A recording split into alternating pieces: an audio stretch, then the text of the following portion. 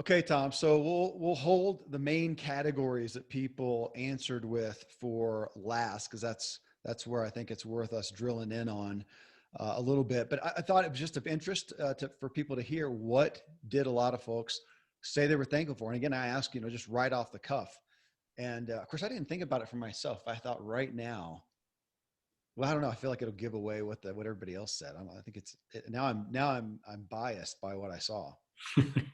I'm with you. Yeah. Okay. Well, let me just run through. Well, hey, let's start off. Let's start off with some good Ziglar goodness here. Philip Hatfield. He said the truth. It's the influence of Zig Ziglar that he had in my personal, professional, and spiritual life. I am a life that was changed, and I know you know Philip well. Oh yeah, there's a he tells the story better than me, but I believe he was listening to Dad's spiritual journey, which is one of the gifts we give away at Ziglar.com. It's Dad's, his spiritual walk, and I think he was listening to that and driving down the road. He pulled over, and that's when his faith changed. So Philip's a good friend and a walking testimony to So out of that product, and it's available free. So what? Ziglar.com. Where do they find it? Ziglar.com free gifts. I think it's Oh, one of the free downloads okay. that we give. Okay. So yeah, it's Dad's talks about his faith and how he became a Christian and the journey that he went on. Excellent. Well, Danica Treble, she also said the Ziegler legacy and the why list is very, very long. Man, we had people, Kyle Harper, who he said just the goodness of Jesus, giving him peace amongst storms and trials. Anna Rawls said my job. And interestingly, out of all the comments, she was the only one that said my job. When I first saw that as one of the first comments, I thought, oh, that's going to be a category. Interestingly, I don't know if it's sad or not, but she was the sole purpose person that said my job. Hopefully there are some folks out there feeling grateful for their job. You know, I think I've seen a trend, and I don't think it's that people aren't grateful for their job. I think it's the priority is kind of switched. We used to plan our life around our work, and now we're planning our work around our life because of COVID and the realities that have happened. And so I think instead of it being like number one or two on the checklist, it's like you just go down the checklist and it comes in four or five. So maybe that's why it's a little bit further down the I list. had not thought about that at all, about the difference that people are more so planning their life around their work because of the changes of COVID. Well, that's a positive aspect of it that, yeah, just didn't occur to me. Huh. Okay. Well, Johnny said dogs. Okay. That's good. Brandon Russell, he said, I'm grateful for all the recent struggles and pain I've gone through. Without it, I would not be where I am today. That's a good thing to be grateful for, the trials and tribulations. I guess if you feel like they have been redeemed in your life, obviously, if not, but that's powerful. It'd be a great exercise just to think about, am I grateful for the struggles? It's not something I tend to make as an avatar on my gratitude list. My life verse is James 1, 2, and 3, and it says, "Consider it all joy, my brethren, when you encounter various trials, knowing the testing of your faith produces endurance." And I picked that before I'd ever had a trial in my life. I think I was 12 or 13 and didn't know Yeah. what a hard time was. And that's a deep one. So we all get to go into that well, right?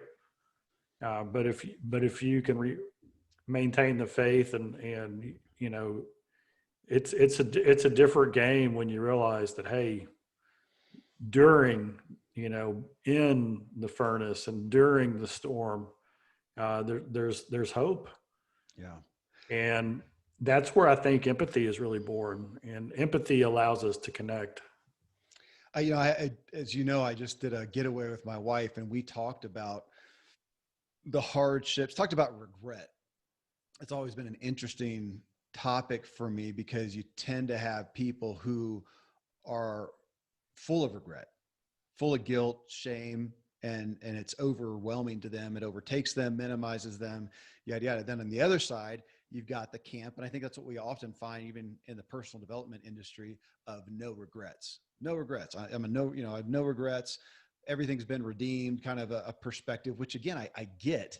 But we were just contemplating, because I was admitting to some regrets that I have, some things. And would I say that they have redemption in them? Things that I've learned that I wouldn't know otherwise? Absolutely. But man, that hurt somebody back then. That thing that I did, I would not wish for that to have happened for their sake necessarily, or even or my own sake. So I got redemption out of it, but there was some pain out of it as well. But just that aspect of looking back, do I have gratitude? Yeah, it's hard. How can I not have gratitude? Because it's helped make me who I am today. But I don't know that I would let it happen again, or want that to happen again necessarily. Which, and then we've got John O'Leary, who, asked that question. That question was asked of him, and if he would go back in time, would he blow himself up in the garage at whatever he was, 7 years old, and have whatever it was, 75, 80% of his body burned? And he said, yes, he would let it happen again. It is what has made him who he is today. That's, yeah, as you said, that's deep water. I asked Dad that question, and kind of his response was the same. He was like, well, of course, I would like a do over, but not if it changed who and where I am Yeah, today. sure. Yeah. Right. And I think that's where a lot of us are. I've been listening to one of the programs by Brene Brown, and since we're doing this around Thanksgiving, people, one of the things we want to do is we want to live wholeheartedly.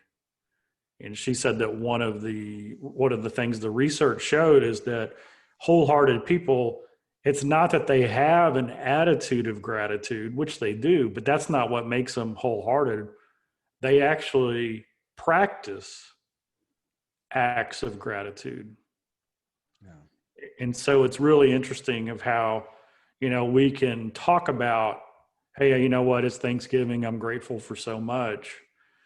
But the people who actually take action on that, meaning they set aside a time every day to write down their gratitude list, or they reach out and tell somebody personally, hey, I'm grateful for what the impact you had in my life. Philip talking about that, the impact that Zig Ziglar had in his life. And Danica, she's now a valuable team member. And that's one of her common things, is to tell people on the team how grateful she is for them. Hmm. And it's a deeper level. It's what we want in life, is that wholeheartedness. Well, here's one that at first glance, I don't know if it'll be on that deeper level for folks, but Don, he says, Don McCallum, I invested in a 12-string electric guitar for my music ministry. It got here from eBay. It's beautiful, looks and sounds great, and it didn't break the bank. And I thought that one stuck out to me because right before we started recording here, you were asking me about my time away with my wife. I mentioned biking and talking about my bike, and I adore my bicycle. Uh, I love what it allows me to do. It is just pure fun. When I see it, I smile, and I can't wait to go out and it's pure play for me. Totally.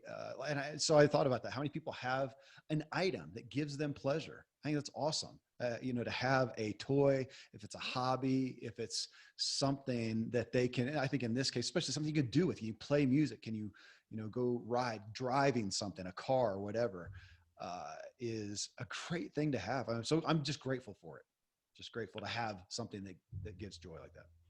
Yeah, and I would, let's go deeper on that for a second. There's a lot of people who have, access to that. They have the bike or the guitar or whatever their version of, that. But then, to me, the deep gratitude in that is the ability to enjoy it guilt-free, Yes. Yes. right? Because a lot of people, that's a challenge. Yeah. Do I deserve it? Did I earn it? Because we're in this race, and that's a big deal, is being able to be grateful for the skin that you're in, and knowing that one of the things you've got to be able to do is to take care of yourself and enjoy life. Man, I just lived that out, Tom, because again, I talked about before my getaway with my wife, I did a 6-day getaway just by myself. So Terry took care of all the kids at home, did everything. And I got the time away, and I had to remind myself not to feel guilty because she wanted me to go. She's advocating. So did my kids, even though it's, Daddy, we miss you, but they appreciate it because they know I'm happier when I come home. I'm a more joyful daddy to them, and they have experienced that. There was a time it stuck out acutely when Terry and we were at the dinner table having conflict. Um, I don't know what I can't remember what it was about, of course, as we seldom can, but we were having conflict. And one of my sons, who at the time, man, I don't know, might have been 12 or so, he said, you guys need to go away together. He said, you're better when you have gone away together. And I love that it's that acute to them. They're saying, go away, we'll miss you, but go away, you'll be better. But they realize that when we go away on their own. So I was just away. And that's one of the main things I did, activities every day, was I went for a ride or a run or both. And I'd go down in the springs. It's lower elevation. I can breathe easier down there. It was warmer and just beautiful. And I had so much guilt-free fun. Though, again, I had to remind myself a couple of times, don't feel guilty. It still creeps up there. One of the things that Dad talked about, and of course it's not like a unique thought of his, but he said, you can't give something you don't have. Yep. Can you treat somebody else? I mean, really, can you treat somebody else better than you treat yourself? Yeah. Can you love somebody else more than you love yourself? I mean, these are ponderables. Yeah, and I think I like Thanksgiving because it's a time of reflection. We go down the list, and then we say, well, okay, so how can I love somebody more? How can I be more grateful for? How can I? And a lot of it starts with coming clean with ourselves. No. Because if we don't believe we deserve it, we probably don't believe anybody else deserves it. That's been the hard lesson for me, Tom. I knew for so many years that I felt like I had a lack of compassion for people, and it was acute to me because my wife has so much, and I would just be aware of that, her carrying her heart, and I felt like I just don't feel as much compassion towards people, towards their hurts and things like that. And I remember saying those words. I want to be a more compassionate person, and it took a long time before someone helped me see the reality that I had no compassion for myself. I was the hardest on myself. And how can I, as the way Zig said, how can I give something that I don't have within me? How can I have compassion for others if I don't have it for myself? Man, that was convicting, and has done a lot for me to have both compassion for myself and other people. I think it'll be a lifelong journey for me in that arena. But yeah, just to take it's a critical statement or reality to know that I can't pour out, I can't give what I don't have. Well, so that, on that aspect too here, let's go ahead and hit our two biggest topics that I've teased everybody with to this point. And out of all the responses given, which I don't know at this point, I know in the first 3 hours we had about 50 responses, uh, but the almost half of them said relationships, and probably a fifth, if not a quarter, said health, relationships and health. And what stood out to me, Tom, and I mentioned it to you before we started off here, was that if that is the survey says that that's what we value most, that's what we have the most gratitude for, it just got me to thinking, is that where I invest the most though? If that's what's more important, is that where I invest the most? If that's what's most important, is that what gets the priority of my days? And a lot of times it doesn't. Now I'm a health nut, and my exercise for me is play and fun, but relationships, and I can often put those on the back burner. I was talking with some friends, and some study had been done. The average parent talks individually, one-on-one, to their child less than 3 minutes a day. So that's a stat. And I heard that, and it sounds appalling. So I told my wife this weekend, we were talking about it. And I told her, I said, honey, but when I thought about it, because she thought that too, oh my gosh, that's terrible. But then I thought, in reality, there are days when I don't talk individually to my kids at all, hardly, other than come home. A lot of times I don't see them in the morning. I come home and hey, and we're an affectionate family. We give a hug and recognize each other. But then I've got, especially with me, I'm going to have 4 or 5 kids around at any given time. And we all talk corporately, but for me to go to one of them and say, hey, buddy, what's happening with you? How are you doing? There's a lot of days that never happens, days in a row, where again, I'm there and we're talking. We may have a conversation about an idea, a topic, an event, but I didn't connect with them. And, so again, would I say relationships is one of the top of my gratitude list? Probably. Does it showcase in my life? Yeah, Dad had that quote, to a child, love is spelled Time. Yeah. And you had Charles Martin on, right? Yeah. Yeah. So I just finished one of his books, and Which one? oh, I knew you were going to ask. Let me pull Tell it me what up. it's about. What's the plot line? It's I'll pull it up on Audible real quick. Okay. Right. Yeah. So anyway, the character said, well, love is spelled Time. So Mm-hmm. uh, it is wrapped in rain. Yeah. Wrapped in Wrapped rain. in rain. I know the title. I don't know that I've read that one. Yeah. And so one of the, when we talk about gratitude, I think one of the things that I guess taking for granted is kind of the opposite of gratitude. Is we take for granted the time that we have with, we go through life and it's like, well, there'll always be tomorrow. But the reality is that just being intentional about spending time. My daughter Alexandra, the big breakthroughs in life, the aha moments, it was just all, there was no intentionality of, hey, we're going to talk about this, but there was a lot of intentionality of, hey, we're going to go do this. We're going to go on this camp out. We're going to go on this trip. We're going to spend this time together. Because you can't plan the meaningful conversation, Yeah. but you can plan the time and seed that meaningful conversation, and then it comes up. And then Dr. James, our favorite doctor. Yeah. I remember. Well, you've said it before. He says, we can't be well, but we can all be weller. Yep. And he asked me the question when I was there. What do you think is what is biblical health physically? What is biblical health? What does that look like? Yeah. And that's one of those great things. So when we talk about family and relationships and health, those are the things that pop into my mind. Yeah. Well, they do. And again, then it was just a conviction. What a great exercise for Thanksgiving. And I may put this out, online or social media and stuff too, but a great exercise for us to write down what we're grateful for. What are the top things that we're grateful for? And then just to do a personal audit, just a quick question to ourselves. Am I investing according to what I say I'm most grateful for? Am I investing in my relationships that I say I'm grateful for? Am I investing in my health that I say I'm grateful for? Am I investing in my, job with the health that I should, if I'm grateful, for that? And then look at some ways that we can, we're approaching New Year's and everybody's going to make their resolutions. What are some things that we can do to put our money where our mouth is with this? And even right now, as we're looking at the holidays, what are some things we can do to elevate that?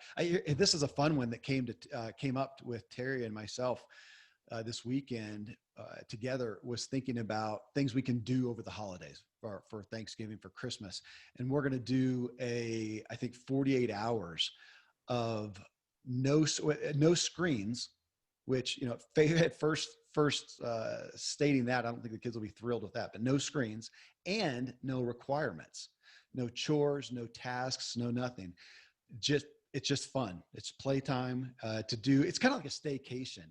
I realized that Terry and I have so many memories of traveling for the holidays, going to see somebody. And we don't do that. We have so many of us, we don't travel. So my kids don't have that. So we're generally at home. But if you're at home, there's things to do. There's, laundry to be done. There's something to be taken care of. There's a house to be clean and whatever. So can Terry and I also, if we're going to say the kids, no screens, it's us, no work. to act, again, like a staycation. And she came up too. Let's try to do as little electricity as we can. Just again, I mean, do you remember that being a kid? I remember the electricity goes off and you're like, well, there's no TV, there's no radio. And we end up playing a game or something like that, hanging out, get candles out. I remember that was so fun as a kid to try to do that as well. She said, we got a big house. We could turn it off on, most of the places and leave it on if we want music playing or something like that. But just to do some things to foster that intimacy with family, not just being, or like I said, it's so easy to be around together and not be what's intentional, I guess, to have that really intimate, invested, intentional, relational investment. Yeah. Well, on health, let's hit that one then. That was the next one that people said. And again, we're at an acute time right now. I feel like with everything that we ask in these Q&A questions now, it's got a flavoring of I keep using the word acute, but the acute time that we are in right now. So as of this recording, I mean, we're just going into Thanksgiving of 2020. We are at a new height of COVID issues. We've got, like I said, we went to a hotel that we like because it has an outdoor heated pool that got closed the day before we got there because of just COVID restraints. A lot of the restaurants or some of the restaurants are closed around here. I think they can choose. It's not a mandate yet, but it's altered what's going on. So when people talk about health, it's obviously at a big acute time right now because people are dealing with the fear of or actually getting the coronavirus. And I wonder if the top two are relationships and health. Gosh, what a huge cognitive dissonance going on in people's heads where, golly, I got to be safe. I got to make sure that I don't get sick or don't, and not knowingly bring it to someone who doesn't have the immune system, or they might have an underlying condition. But yet, relationships are number one. How can I not, as a college kid, how can I not go home to my family? How can I not do the Thanksgiving? And it's, it just seems like there's extremism on every side of it. And internally, it's like our family, we've been blessed. We've been able to basically cocoon around each other, but we're limiting, what we see on the outside. But that's because we have that option. Yeah. A lot of people don't have that option. Yeah, a lot of pros. Well, it's impacted us. I mean, here's Thanksgiving, and my wife's parents are always with us. They will not be with us this time. They come from Austin, Texas. They won't be making the trip for Thanksgiving. And I've got one daughter who she's only 3 hours away. She will not be coming. She's in Gunnison, which is a city in Colorado that has had a lot. They've had really higher cases than other areas are, and so they've cracked down a lot more on it, and they have a quarantine issue. So she can leave, but if she does, she has to come back and quarantine whenever she gets back in her home for 7 days. Well, she can't do that with her job. It doesn't work out. So she's 3 hours away and not coming home. So yeah, to have that as, there's family that is being jeopardized, or the relationships are being separated more than ever. And it's because of health scares. And of course, we got people listening somebody's gonna be listening with this who has the virus, or who has had it, or who knows somebody who has, and knows somebody who's died at this point. And so, my gosh, yeah, you're right, man. Talk about, dissonance of a stressful time. And then what does that do to people's levels of stress and anxiety and just pain and sadness? My gosh, you got the holidays that are, for so many people, such a difficult time relationally, and pain and grief. And to add this on it, it's going to be a unique time. And we'll probably see a gulf, don't you think, of that. The pain's going to be worse. And over here on the other side, those who have the privilege, like you talked about, of family and good health, or it's going to be greater as well, I would think. Yeah. Yeah. I bet Zoom will be overloaded on Thursday. Oh my gosh. Yeah. We'll be doing it with all the extended family that we're not with. Yeah. So I'm thankful for Zoom or Skype or Google Teams or whatever it is that you use. Yeah. I mean, just think about the ability to reach out. Yeah. Uh, and so how are we going to take advantage of that? Yeah. And gosh, speaking of that, there's, I didn't go through because it would take 2 hours to go through all the comments, but there are, if I pull some out, like with family, we've got Becky here. She says, my family is alive, safe, and healthy. Her son totaled his car in May. One of my kids had a miscarriage in June. Two family members lost their homes to fires in September and October. My daughter was 36 weeks pregnant and had COVID and was in the ICU for 6 days, but now I have my first grandchild. We all survived thanks to Jesus Christ. And that's a significant one to, count the blessings. But she pulled out fires too. We haven't made much mention of that, but amongst all the stuff we have with COVID, that we've had with, race issues, we've had with the election, we've had how many people impacted by fires this year has been significant. This is not on nearly any level like that, but we had one here down in Colorado Springs this last week on the trail that I was on my bike. So I'm on my bike going down the trail, and I got turned back by a park ranger. I've got a picture of a really up close of this fire that was going. Ends up that it was threatening a lot of homes, and they got it out. It was more of a brush fire that just went along, but they got it out. But yeah, I was just weirdness. I think it's got a lot of people just like, this is just apocalyptic to have these many things that actually are affecting our lives like never before. Yep. Murder hornets and flame throwing squirrels. Right. That's right. That is right. It's totally nuts. But, we've got people in here. Linda, her mother's fighting cancer. Bertie Adams, that's a lady that I know. She's a family friend of my parents. She's after losing my husband, my daughter, and my dog in 2019. A virus will not get me down. I'm thankful for my children, grandkids, and friends. To lose a husband and a daughter. It seems like, again, with health and relationships. I just texted a friend today. He's older than I am. He maybe close to 60. And in the past 3 years, he has 3 children. Past 3 years, he's lost 2 kids. One to suicide, one to a car accident. Grown kids, married with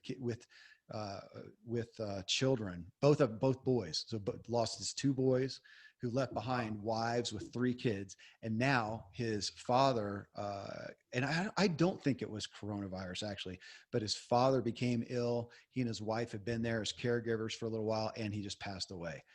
And I think there's a lot of people feeling like, oh my, if it's not one thing, it's another. And they're just waiting for what is going to happen next. What bad thing is going to happen next? Well, again, what a great exercise. I appreciate everybody who posted, but a great exercise to look at what are we grateful for. I'm going to talk about this with my family. I'm going to surprise them with it. I'm going to do, because we always do over Thanksgiving, what are you grateful for? To do a gratitude list like this, and then to say, okay, guys, let's go back and do a little bit of writing on, are you advocating for what you say you're grateful for? Are you investing in it? And what can you do more? And I think we can all do that. As you said, can we all be perfectly well? No, but we can all be weller. So even if we look at the areas that we're grateful for, to say, what can I do to make them weller, to invest more into that? I am from this exercise, just doing this. And again, I just spent time with my wife and talking about family and looking at the holiday time to say, what are some things we can do different to make it more meaningful, to make it more memorable, and to be more intentional, and to make it just a sweeter time. I think it's maybe that's one of the benefits of all this, is it's making us be a little more intentional with our lives, with our decisions. And like kind of what you said, Tom, we're wrapping our lives have become so different because we've all been impacted by something that is literally affect. I mean, there you are. You've been in your home office for how long now? I mean, it's changed the trajectory of your days. Good time to reflect and say, how can we take advantage of it? Kevin, one of the things that I've kind of uncovered in my research, I'm working on a new leadership book, and it has to do with the sea change of business that's going on, that's going to live on past the pandemic. I mean, the stay work from home trend is, before it was about 5% of the days were work from home. from the people who could. And then at the peak of the pandemic, over 40%. Hmm. We're probably going to settle on 20%. But here's something I'm grateful for in that respect, and that is that large companies, they've had a big mindset shift. They now understand, because the number one concern of large companies is the health and well-being of their people. Because when there's massive change, which is what we've had, and people go home and they set up their home office, or their spouse does, and maybe one of them loses their job and the other one's now the sole breadwinner, and there's homeschooled kids running around in the background, not because they chose homeschooling, but because that was the only option. Yeah. Yeah. And their office isn't an office, right? It's a corner in the closet or the bedroom or the kitchen table. This has a lot of impact on somebody's mental health and well-being. And so I think for the first time that we've seen since I've been alive, that larger organizations are understanding this relationship, that quality of life equals quality of work. Hmm.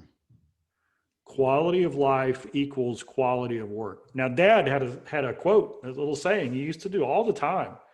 And he said this, he said, if standard of living is your goal, quality of life almost never goes up.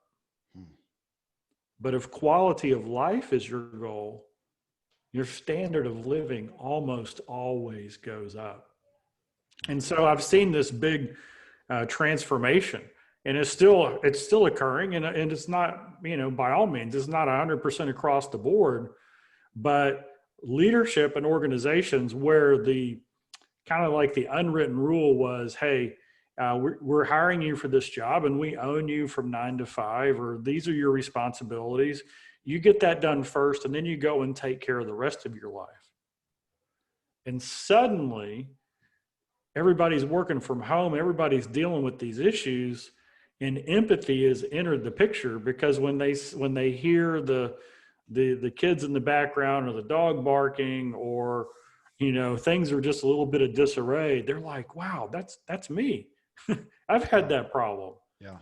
And now there's just that little bit of extra grace that's going on. That's You just lost your voice there, didn't you? I know, I lost my voice. Hopefully I'll find it. Yeah. And so for Ziglar, that's what we've always been about. We have always recognized that what you do to earn a living, your economic engine, that's just one of the 7 spokes on the wheel of life. Mm-hmm. And in fact, the way we teach it, it comes last, right? It comes after the mental and the spiritual and the physical and the family and the financial and the personal. It comes last. But in the spectrum of the world, whenever you say, tell me about yourself, what do we lead with? We lead with our work. Yeah. Wouldn't it be better if when somebody says, tell me about yours, maybe this is, we could start a trend. Okay. When you meet somebody new and they say, tell me about yourself, what if you, in less than a minute, said, well, let me tell you the things I'm most thankful for. Yeah. That'd be great. Maybe we're on to something with that. That would be pretty cool. It would be. I mean, it's something that comes up more and more, of that question of, you meet somebody new, you go to a social thing, what do you do? And it's supposed to be your work. Man, that's one role of my life. I mean, I get it, but it's really, I've gotten to where I feel guilty to ask, because you do it to size people up. I mean, it's just a significant reality of our lives. We do it to understand hierarchy, even to some degree, which sounds bad. And we want to say, no, it's just so I get to know somebody. But man, it's going to, how are you going to treat them based upon what's your perspective? I'll never forget Donald Miller in his book, I think it was Scary Close. And he talks about being at on-site. It's like a counseling place on-site. It's run by Miles Adcox, who we had on the show quite a while back. I don't know, maybe it's in the past year. Anyways, he went there, and as part of this, it was like a 6-day thing or something like that. And as part of it, they, for the first so many days, were not allowed to say what they did. That was off limits. You cannot do that. They wanted to keep the playing field even. And Donald, to his credit, just talked about how amazingly difficult it was for him, how he was ashamed of how hard, because he wanted to tell people, well, I'm an author. And, I'm a well-known author. I'm a best-selling author. It was his identity. And he wanted to. And I've thought about that so often. Can we go into, that'd be a neat social thing of, hey, we're going to have a group of couple, 10 couples over for dinner, or, well, you can't do that now, but back when you could, or when you can again, to have people over. And as part of our exercise, even if it's for the first half of the night, we're going to do things to get to know each other. You cannot divulge what you do. It'd be really interesting, because that's how we address people based on what we perceive of what they do. It's pretty interesting. The whole wearing of the mask, the way we relate to people, the way that we connect is we get our cues from facial expressions. So Kevin, I can imagine right now, if I say, Kevin, tell me what you do. Okay. I'm looking at you and you're going to go into professional gear and you're going to say this and this and this. And I'm going to go, okay. And so we're kind of measuring each other. If I say, Kevin, tell me 3 things that you're really grateful for. And if you need a second to think about it, that's okay. Yeah. Now I can imagine asking you that. And now I want everybody to picture what Kevin's face is going to look like when he tells me. It's going to be completely different. Yeah. Right. Because it's coming from a different place. Yeah. So yeah. Maybe it's go ahead. Maybe that's what we do. Maybe the way we celebrate Thanksgiving in a way we've never done before is whoever we're with or around, we just, instead of giving them the standard byline, just ask a question. Hey, what are you grateful for today? Take a second if you need it. That would be good. What do you value? Talk about knowing the measure of somebody to know what they most value, what they truly value. Okay, good. That's what I got. That was worth the price of admission for me on the show right here. I'll have to see if I can put that in the description. What an interesting concept. I just like the idea of getting together with people and not being able to say it, at least for a while, during the event as well, but to do that instead. What do you care about? What are you grateful for? What do you value? All right. I've got my Thanksgiving list of ideas, or some more added to do with the family, literally from this. So Kevin, what are you thankful for? What am I thankful for? I am at right now, I just spent over 3 days alone with my wife. I'm very grateful for who she is. I'm grateful that I like her, as goofy as that sounds. I'm just grateful that I like her, that I want to hang out with her. That's what a lot of what we, our prayers before a meal or something. It was just that. And really the same thing, that I'm so eager to see the kids. And I love my solitude. Did I miss my kids? I so enjoy getting away and being alone. I don't know that I missed them, but I'm grateful to go back to them. I'm grateful that I enjoy them. I'm grateful to go back to them. And I am grateful for health and what it allows us to do. I've done so much bike riding and running over the past week, and grateful for that. Grateful that we talked a lot about a second home and some things, but grateful that I love where I live. Man, that's what hit me right at the top. And grateful. I'll say I'm grateful right now for some spiritual insights into myself. Maybe. I don't know how to even phrase that, but just feel like one of those times where I just thank you, Lord, for opening my eyes and my ears to some new things in my relationship awesome. There. Yeah. How about you, brother? Oh, so my grandpuppy, Charlie, comes over 3 or 4 times a week, and just the all in excitement around this little golden doodle. He's 25 pounds. He's 3. But it makes me think, gosh, I'd want to have that response, that heart for the people I love. Yeah. And then my daughter is getting married.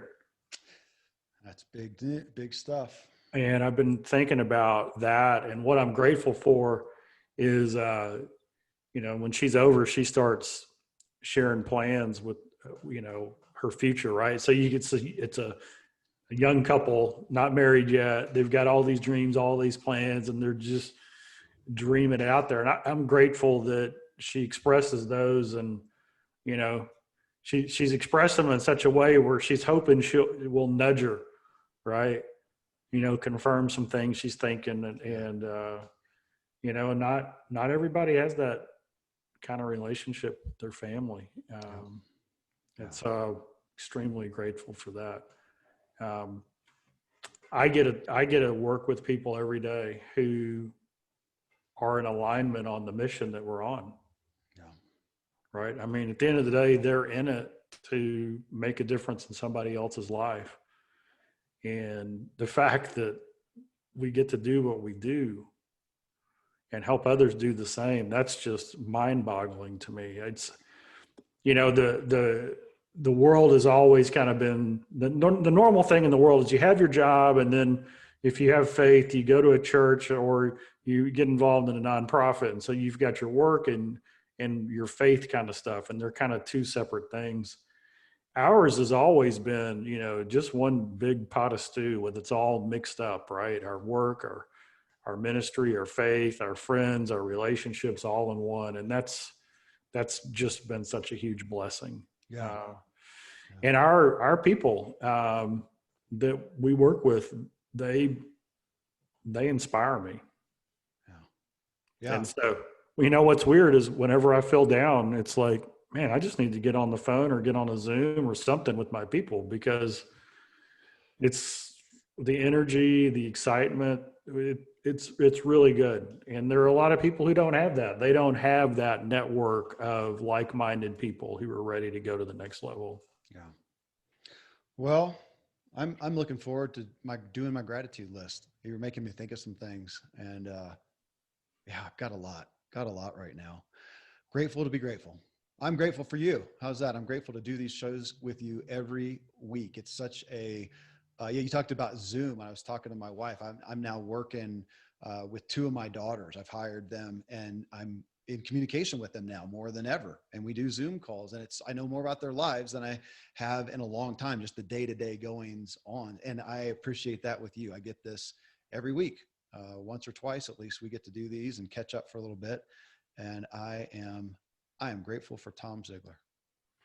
Well, I'm grateful that I get to work with the greatest host in all the land.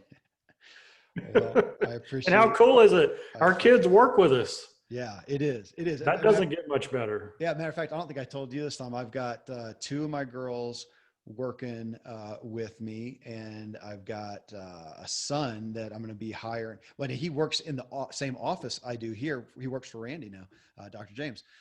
So he's here, but then I'm going to be hiring him to do some work in about 30 days. I've got another son, my 14-year-old, who cleans the office. He got the job of cleaning the office here. So he gets paid, he makes like $20 an hour cleaning the office.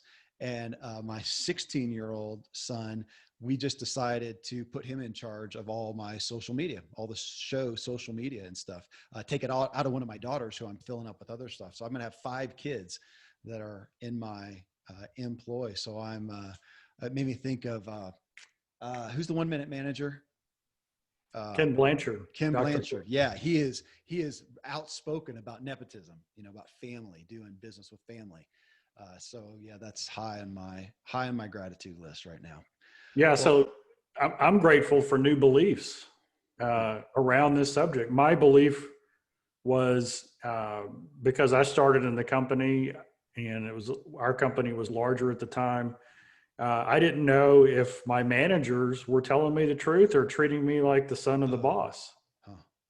And so I developed this false belief that said, you know what, when my daughter's old enough to go work, I want her to go work somewhere else so she can get unbiased instruction and know that she's doing a great job. Yeah. But that was a wrong belief. So then when I started studying scripture and Jewish tradition, no, our kids are supposed to, if possible, they're supposed to work in the family, but we have a responsibility to mentor them and grow them up. Yeah. Right. And so when you think about the way our educational system works, it's a new invention. It's only been around for a little over 100 years. Before that, everybody was educated at home. And then a few people got to go off to school.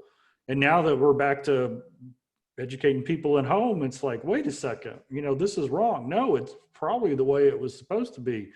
And then now a lot of families are working together because just like your situation and mine, hey, Yep. guess what? That might be the way it's supposed to be.